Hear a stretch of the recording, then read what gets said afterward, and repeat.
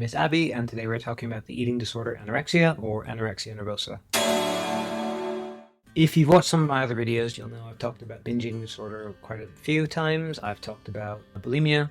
I've talked about orthorexia. Anorexia is probably the eating disorder that most people think of when they hear the term eating disorder. I think it's probably the most commonly depicted one in any kind of media, and I think generally people do know what it means, to some extent at least. But I'm going to quote from the NHS website directly. Anorexia is an eating disorder where sufferers try to keep their body weight as low as possible, either through severe undernourishment, overexercise, or a combination of the two. It often stems from distorted self-image that no matter how slim someone gets or how low their body fat percentage becomes, they still seem to think they need to lose weight. The most commonly affected demographic is girls and young women, but it can affect anyone regardless of age, regardless of gender, regardless of background.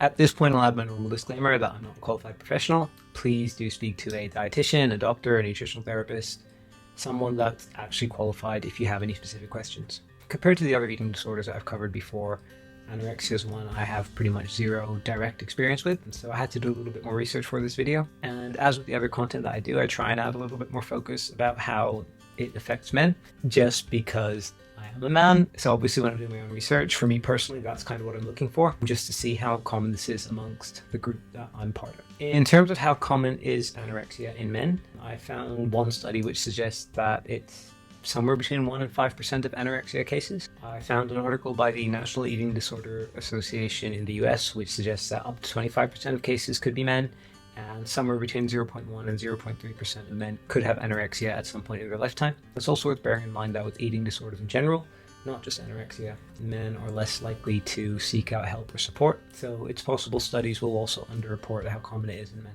Here are the symptoms and warning signs for anorexia. First of all is the most obvious one, which is dramatic weight changes. So if someone is severely undernourishing themselves over a short to medium to long period of time, you are going to see their weight drop. So you may see a sudden dramatic weight loss. Fixating on food and calories, low confidence and low self-esteem, fixating on specific parts of the body, typically the waistline, often feeling like it's too big, avoiding food, skipping meals, not wanting to eat around other people or trying to eat in secret so you can hide how much food you're actually eating, feeling anxious or nervous or restless in situations around food and in social situations that involve food, avoiding certain foods that you see as fattening, believing that you're fat even if you're in a healthy weight range and a healthy body fat percentage range, taking appetite suppressants or trying to suppress hunger in other ways. In men, it can lead to issues around low testosterone and low libido. In females, so girls and women, depending on age, it can either result in period stopping or, like I said, depending on age, maybe not even starting at all. It can lead to physical issues such as hair loss, dry skin, generally lightheadedness, social withdrawal, and another one which I didn't actually realize was wearing baggy clothes to try and hide either a body that you believe is bigger than you want it to be, or noticing that you've lost weight and trying to hide it. In terms of getting a diagnosis for anorexia, the American Psychiatric Association does have a 3-part criteria for diagnosis. Number 1 is intense fear of gaining weight. Number 2 is food intake restriction. And number 3 is distorted body image. In terms of health impact of anorexia, there are some specifics that I want to talk about. I'm going to choose my words carefully because I'm never going to say like one eating disorder is more dangerous or less dangerous, or one is better to have or one is worse to have. That's a horrible way of thinking. But there are some specific health risks that come with anorexia that you might not necessarily see in other eating disorders. So with anorexia and severe undernourishment, that can result in muscle wastage and general weakness. It can result in bone issues and osteoporosis, fertility problems for both men and women, circulatory problems including poor circulation, irregular heartbeat, low blood pressure, and in some very extreme cases, maybe even heart failure. Digestive issues that can lead to kidney and bowel problems. Issues with the nervous system that can also lead to issues around concentration and memory, a weakened immune system, low energy, low mood, and exacerbating any other existing mental health conditions as well. All of this can in turn have a knock-on impact on your relationships, on your school, on your work, on your just overall life as a whole. As with pretty much every eating disorder, and I think pretty much every mental health condition, there's no one set specific cause of anorexia. But there are some things that can be associated with the higher risk of developing it. If you or a family member have a history of drug or alcohol addiction, depression, or eating disorders, that can have an impact. If you've been criticized or shamed for your weight, for your size, for your eating habits, that can lead to predominantly negative feelings around these things, which can, of course, lead down the road to anorexia.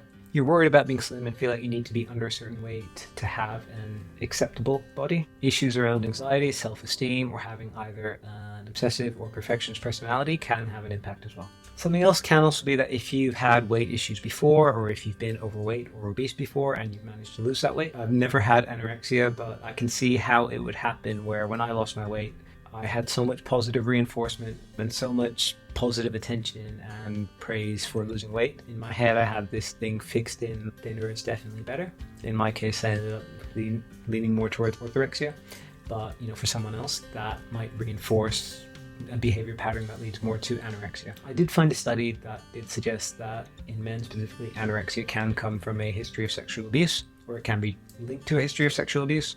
That's way beyond my qualifications to be able to interpret that properly. So if you want to read it, I've included the link in the description. In terms of getting help, like I said, there are some very, very specific health impacts of anorexia that you might not necessarily see with other eating disorders. So the sooner you can get help, the better. Your first point of call, given the health consequences, would probably be your GP or family doctor. If they feel inaccessible, then a dietitian or nutritional therapist, someone that's qualified to actually help you with this. If those feel out of reach, one option may be looking at online therapy. It can feel a little bit more accessible to just be able to text someone or send an email rather than needing to actually confront it face-to-face in person. So if that feels more accessible, then maybe that's an option. And even if nothing else, I would say probably face-to-face and in-person help will probably do you a lot of good. Even if nothing else, getting help online might be a good first step to progressing to something that's a little bit more interactive and a little bit more direct. In terms of treatment for anorexia, there are 4 types of therapy available in the UK, according to the NHS website. I'm just going to read these off to you now.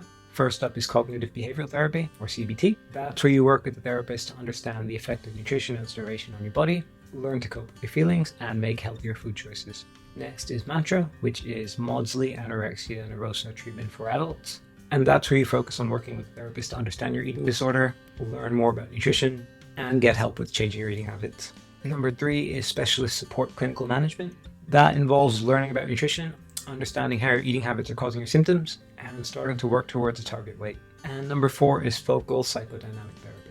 And that's trying to understand how your eating habits are related to what you think and how you feel about yourself and your life and the people in your life. Like I said, there are some very, very specific things with anorexia that you'll want to address sooner rather than later, or you'll want to get help for someone else sooner rather than later. If that is something you're looking at, I've included some resources and the transcript in the link in the description of this video.